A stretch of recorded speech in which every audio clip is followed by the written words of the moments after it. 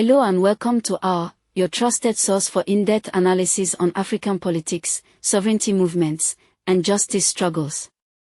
I'm presenter Name, and today we delve into pivotal developments shaping the African continent. Disclaimer: the following content is intended for informational and educational purposes. The views expressed are those of the individuals involved and do not necessarily reflect the official stance of this channel. Viewer discretion is advised. Julius Malema, leader of South Africa's economic freedom fighters, has once again delivered a speech that shook the conscience of the continent. In it, he voiced unwavering support for Burkina Faso and President Ibrahim Traore, denouncing the lingering shadow of colonial influence in Africa. His words are not just rhetoric, they are a rallying cry for African unity, independence, and resistance against neo-colonial control. What sets Malema apart is the boldness to speak when most political parties remain silent. At a time when Burkina Faso is redefining its sovereignty, Malema's stand is both symbolic and strategic. His call for solidarity resonates with many Africans who feel disconnected from global systems of power. It's no wonder that while others remain quiet, the EFF continues to lead the charge in advocating for an Africa that belongs to Africans. America must never tell us what to do. The same United States, which is furious at being cut off from the riches of Burkina Faso, cannot tell us what to do. We stand with Captain Traoré.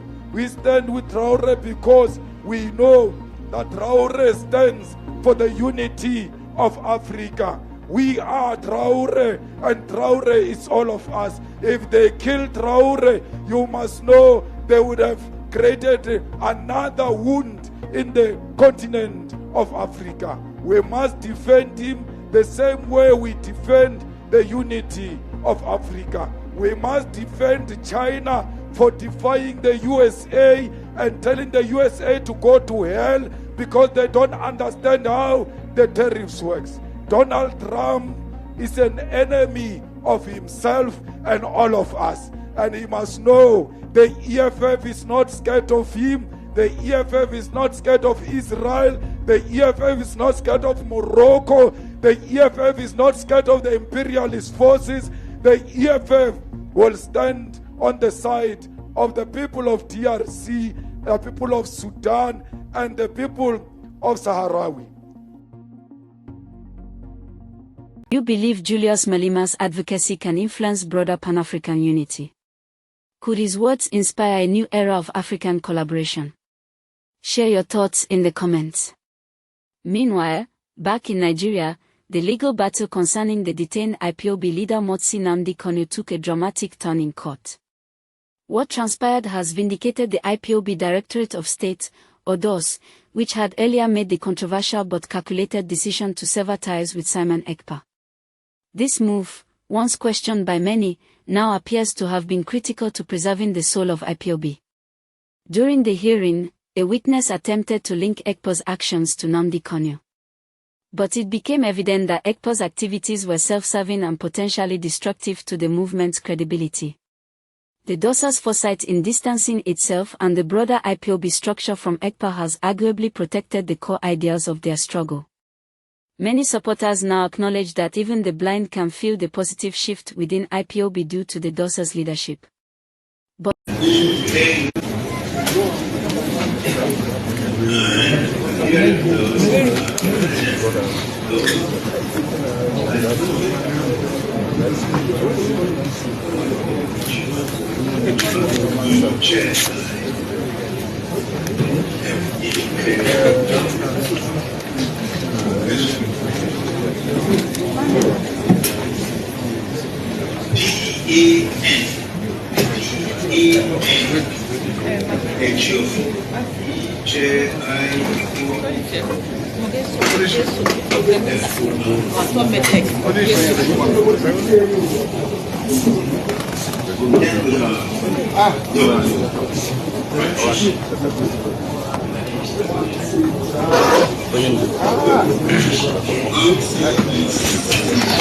But was Ekpa planted by external forces to dismantle the IPOB from within? Was his mission to tarnish the reputation of a legitimate struggle? Let us know what you think. In France, recent events have captured global attention.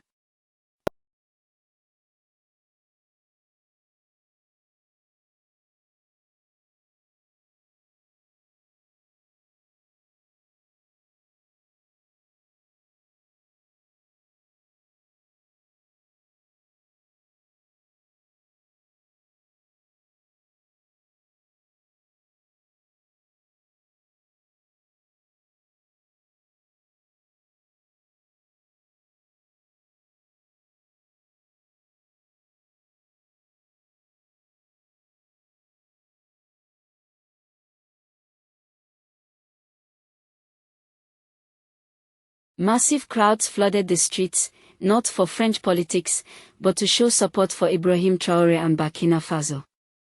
Videos circulating online show thousands standing in solidarity for the country's right to sovereignty. This show of support directly contradicts the narrative pushed by Western media, where just a handful of paid demonstrators were previously paraded as anti-Traoré protesters. This contrast speaks volumes. The power of the African diaspora, especially in countries like France, shows that Africa's message of self-liberation is resonating far beyond the continent's borders. But it also raises a critical question: why are these voices often ignored or downplayed in mainstream media? Why does a crowd of thousands receive less attention than a paid protest of 30? Do international demonstrations like these influence how African politics are perceived globally? Could diaspora movements become a force to reckon with in shaping the narrative? Let us hear your perspective in the comments below.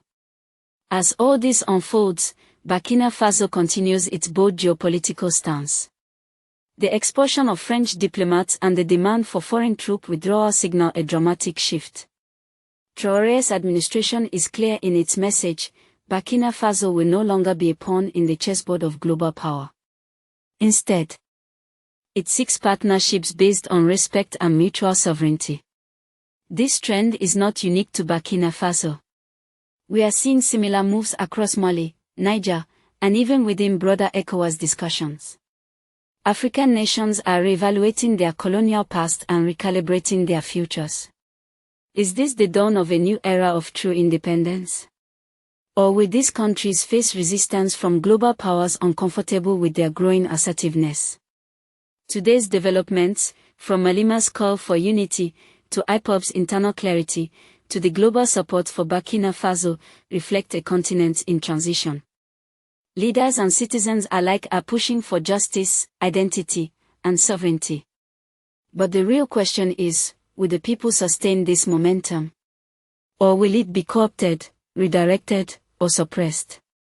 Thank you for joining us on this deep dive into Africa's unfolding political landscape. If you found value in today's analysis, please take a moment to like this video, share it with your network, and subscribe to your channel name for more in-depth coverage. And don't forget to turn on the notification bell so you never miss an update. Until next time, stay informed, stay critical, and stay committed to the truth.